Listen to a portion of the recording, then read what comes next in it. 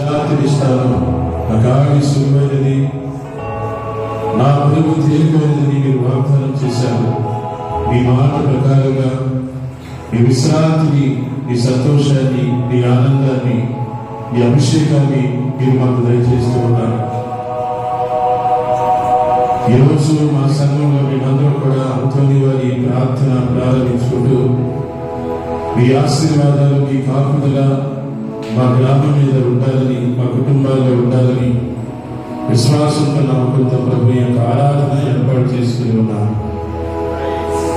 నీకు సమస్తము సాధ్యమే, నీకు అసాధ్యమైనది ఏదీ లేదు.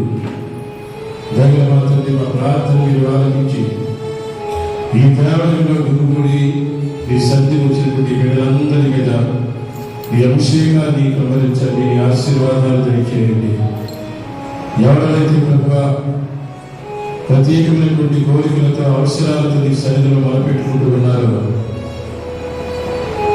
తగిన అలాంటి వారందరికీ మీ ఆశీర్వాదాలు దయచేసి నువ్వు మాత్రమే దేవుడు అని, నువ్వు తప్ప వేరే దేవుడి లోకాలే లేడని విశ్వసించేలాగా నీ ఆశ్చర్య కార్యాలు, అద్భుత కార్యాలు మా అందరి ఇళ్లలో, మా సంఘాల్లో, ఈ దేవాలయంలో నెరవేర్చమని మా నాథుడైన యేసుక్రీస్తు ద్వారా అడిగి వేడుకుంటూ ఉన్నాం తండ్రి.